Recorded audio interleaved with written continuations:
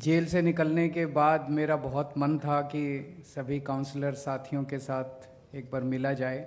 आप लोगों के भी काफ़ी संदेश आ रहे थे, आप लोग मिलना चाह रहे थे, लेकिन हरियाणा चुनाव की वजह से मैं हरियाणा में कई बार आना जाना हुआ, जिसकी वजह से मुलाकात नहीं हुई। आज आप लोगों से मिलके बहुत अच्छा लग रहा है।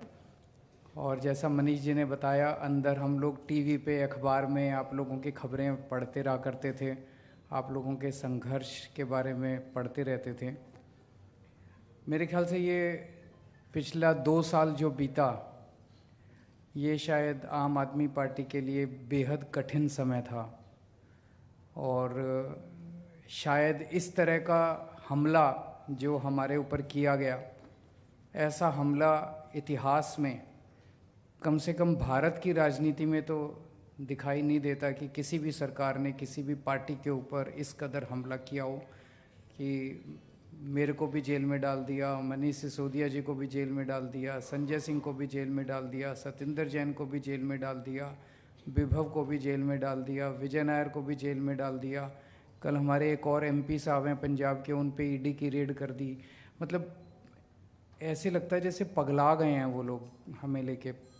मतलब बहुत मानसिक रूप से वो उनके रूम में, उनके मन में क्या चल रहा है मैं कह नहीं सकता। लेकिन ये भ्रष्टाचार के खिलाफ तो वो नहीं कर रहे, ये कोई जांच नहीं चल रही, ये कोई भ्रष्टाचार के खिलाफ या गलत काम के खिलाफ जांच नहीं चल रही, ये एक ऑनस्लॉट चल रहा है। उन्होंने ठान लिया है प्रधानमंत्री जी ने कि भाई आम आदमी पार्टी को ख़त्म करना है, अरविंद केजरीवाल को ख़त्म करना है, इस पार्टी को ख़त्म करना है। मैं हमेशा कहता हूँ मोदी जी बहुत ताकतवर हैं, मोदी जी के पास अथाह पैसा है, लेकिन मोदी भगवान नहीं है। और इस दुनिया में भगवान तो है कि नहीं है? और वो भगवान हमारे साथ है। तो जीत तो भगवान की होगी अंत में। लड़ाई मोदी जी और भगवान के बीच में है, भगवान हमारे साथ है। तो उनकी पूरी, एक पत्रकार गया था दिसंबर के महीने में मोदी जी से मिलने के लिए, उसने वापस आके बताया कि वो कह रहे थे कि देखो अब केजरीवाल गिरफ्तार हो जाएगा, उसके बाद फिर हम इनके MLA तोड़ लेंगे, फिर इनकी दिल्ली सरकार गिरा देंगे, फिर पंजाब के MLA तोड़ लेंगे, फिर इनकी पंजाब सरकार गिरा देंगे, फिर इनके काउंसलर तोड़ लेंगे, फिर MCD में फिर इनकी पार्टी ख़त्म हो जाएगी। लेकिन भगवान भी सुन रहा था, भगवान भी देख रहा था। तो मोदी जी ने मेरे को गिरफ्तार तो कर लिया, ना दिल्ली सरकार टूटी, ना कोई MLA टूटे, ना पंजाब सरकार टूटी, ना पंजाब में MLA टूटे, ना MCD टूटी। तो उनके सारे जो उन्होंने प्लान बनाए थे आम आदमी पार्टी को तोड़ने के, वो सारे मंसूबे उनके खराब हो गए। यही दिखाता है कि भगवान आपके साथ है। क्योंकि अगर भगवान हमारे साथ नहीं होता तो इतना ताकतवर आदमी जिसने ऐसे प्लान बनाए थे वो सफल हो जाता, उनके सारे मंसूबे सफल हो जाते, आम आदमी पार्टी टूट जाती, हमारी सरकार भी टूट जाती। लेकिन वो नहीं टूटी, उनके मंसूबे सफल नहीं हुए। तो ये बहुत कठिन समय था और आप लोगों ने बड़ी हिम्मत दिखाई। आप लोग जो नहीं टूटे, 2-4 लोग टूटे, लेकिन मैंने रामचंद्र जी का पढ़ा था अखबार में, और मैंने एक दिन हेडलाइन आई थी कि रामचंद्र जी कह रहे हैं कि कल रात को केजरीवाल मेरे सपने में आया था। मुझे अच्छा लगा पढ़ के, मुझे अच्छा लगा पढ़ के, और मुझे लगा जेल में बैठ के अगर मैं आप सबके सपनों में अच्छे से आ रहा हूँ तो बहुत अच्छी बात है। अगर मैं आप लोगों को प्रेरणा दे रहा हूँ तो बहुत अच्छी बात है।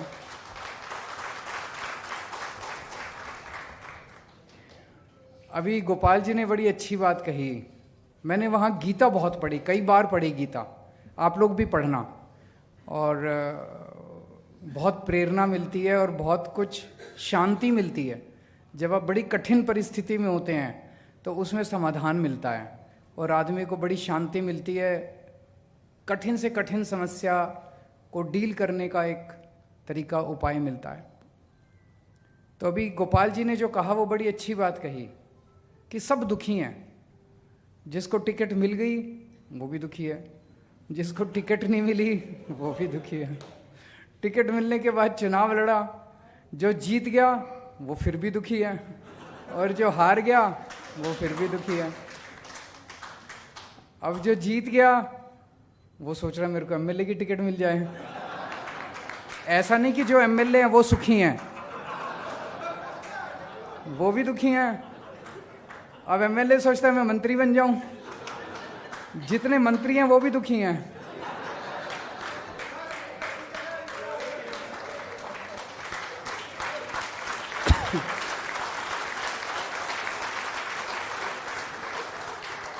और जितने मुख्यमंत्री हैं वो भी दुखी हैं, और जो प्रधानमंत्री है वो सबसे दुखी है।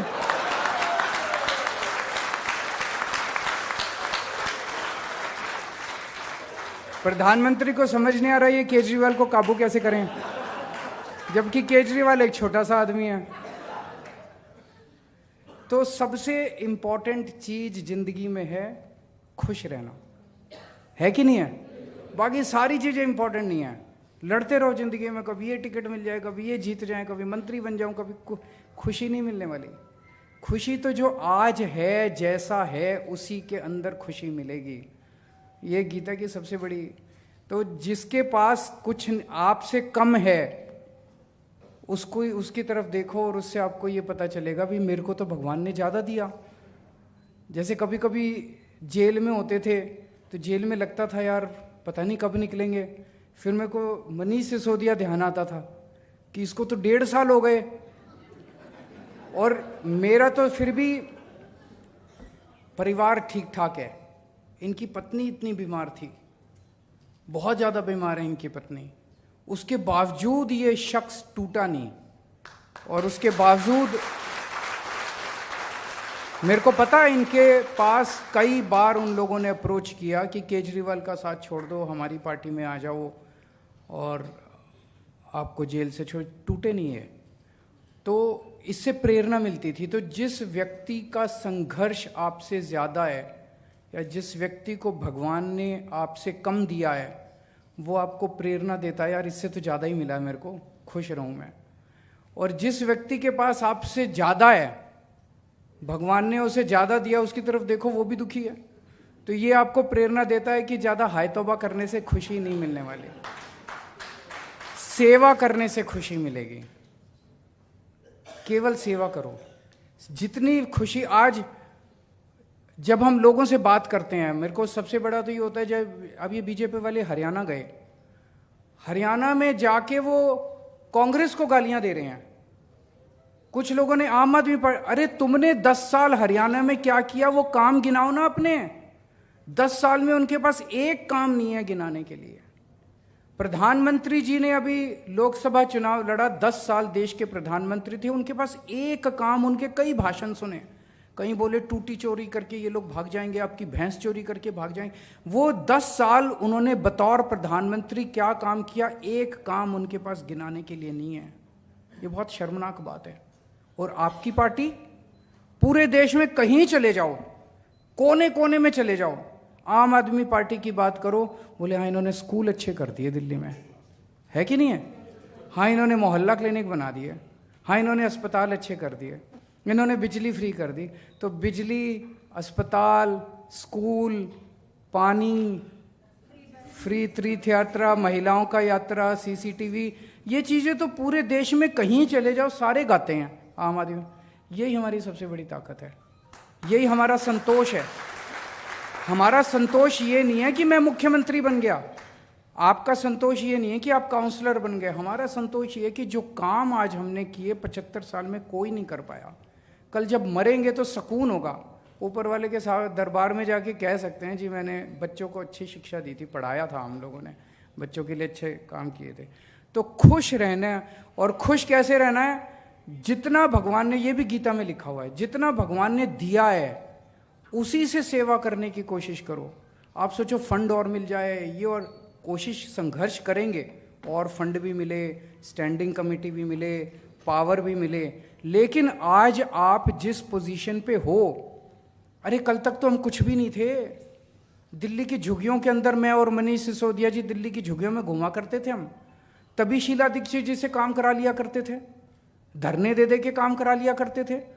आज तो फिर भी कोई काउंसलर है, कोई एमएलए है, कोई मंत्री है, कोई मुख्यमंत्री, आज तो फिर भी कुछ तमगा तो लगा हुआ है, तो कुछ ज़्यादा ही काम करा सकते हैं, जो पहले हम कुछ भी नहीं थे तभी करा लिया करते थे। तो जितनी सेवा कर सकते हो जनता की अपने तन मन धन से, काम तो यही आएगी, सेवा ही काम आएगी और कुछ काम नहीं आने वाला। और पूरा सेवा भाव रखोगे, करके देख लेना, मेरे कहने से 3-4 दिन, अगले 3-4 दिन इसी भाव के साथ जीने की कोशिश करना, बहुत सुकून मिलता है। बड़ी टेंशन, जब से मैं गीता बहुत ज़्यादा पढ़ी, बाहर आया हूँ ना, बहुत सुकून में रह रहा हूँ मैं। जितना भगवान ने दिया है, खुश रहो और जनता की सेवा करो, देश की सेवा करो। अब चुनाव आने वाले हैं, पहली चीज़ तो किसी भी चुनाव को हल्के में नहीं लेना चाहिए। अभी तो पता नहीं नतीजे क्या हैं, लेकिन आज के चुनाव से सबसे बड़ी सबक यही है कि ओवर कॉन्फिडेंस मत करना कभी भी।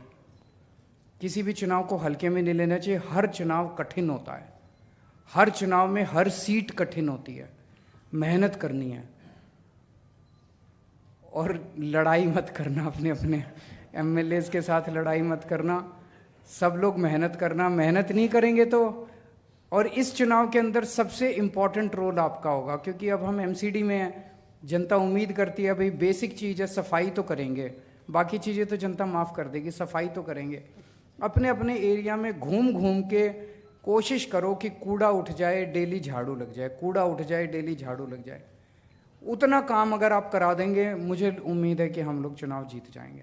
अपने अपने इलाके में इतना कर देना, मेरे कहने से लड़ना मत, लड़ाई झगड़ा अप्रैल में कर लेंगे। अपना ही परिवार है, परिवार में लड़ाई झगड़ा तो होता ही है, उसमें कोई गलत बात नहीं है लड़ने झगड़ने में, लेकिन अब लड़ाई झगड़ा हम अब मार्च अप्रैल में करेंगे।